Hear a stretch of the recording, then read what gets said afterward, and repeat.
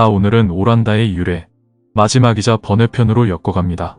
지난 시간까지 말씀드린 내용을 복습하자면 임진왜란 전까지 사무라이들의 칼은 살상용이었다. 그리고 에도 시대에 들어서자 칼의 의미는 권위용으로 탈바꿈하였다. 그런데 막상 1800년을 기점으로 일본은 충격에 빠지게 됩니다. 가장 큰 것이 1840년경 청나라와 영국의 아편전쟁에서 청나라의 패배를 네덜란드 상인들로부터 전해 듣게 됩니다. 그리고 1853년경 미국의 페리 제독이 전함을 이끌고 일본 나가사키 앞바다에 오게 됩니다. 자, 이때의 충격을 지금의 표현으로 말씀드린다면 매일 상선만 보다가 바로 눈앞에서 항공모함을 본 것이죠. 당연히 일본의 에도 막부는 흔들리게 됩니다. 그리고 이 사건 이후로 일본의 전면 개방, 그러니까 네덜란드의 독점도 끝이 나게 되는 겁니다. 나아가 사무라이들의 멘탈 역시 붕괴됩니다.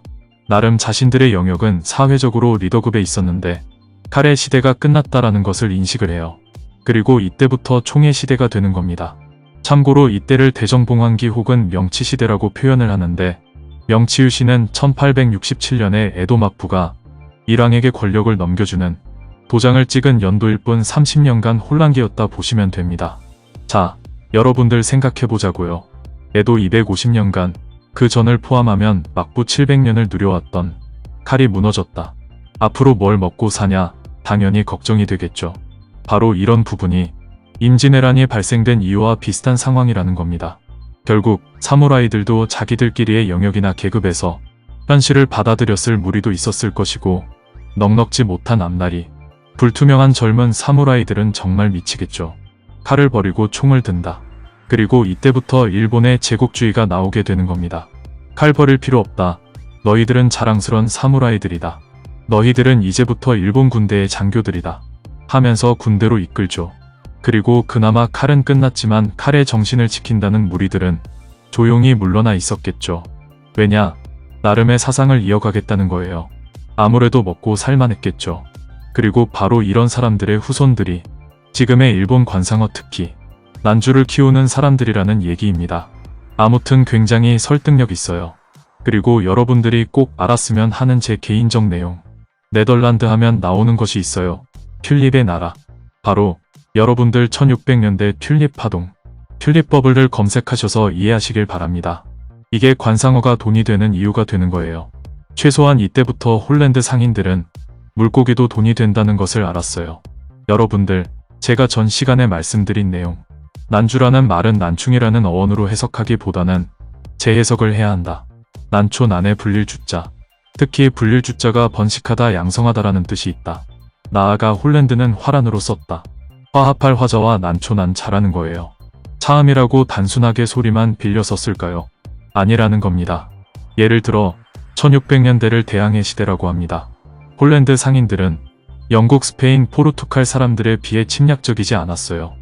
그래서 화합한다는 화, 그리고 난초난, 이게 바로 튤립을 표현한 겁니다.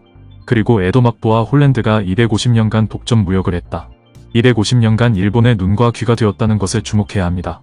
자, 바로 이 부분, 아무도 해주지 않는 얘기. 일본의 선택이 아니라 홀랜드, 스페인, 포르투갈의 담합이라는 거예요.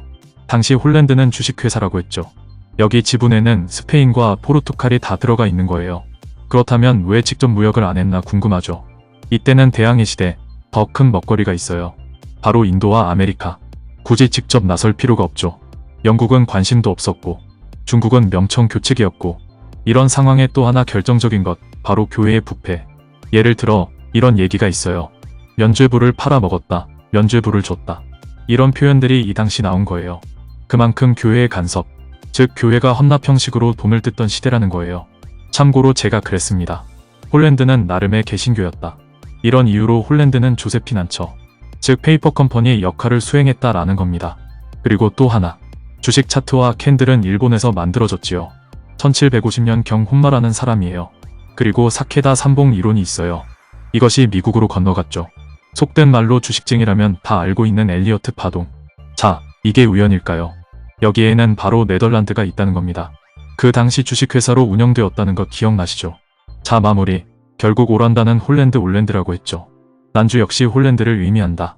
일본에 유래된 것은 에도 초기였다. 일본의 관상어를 키운 사람들은 사무라이 후손이라는 설. 이 설은 설득력이 있다. 참고로 중국과 직접 교류를 했다는 것은 거의 불가능했다. 만약에 했다면 1867년 명치 유신 후라고 봐야 한다. 자, 오늘은 여기까지. 여러분과 함께해서 행복합니다. 감사합니다. 건강하십시오.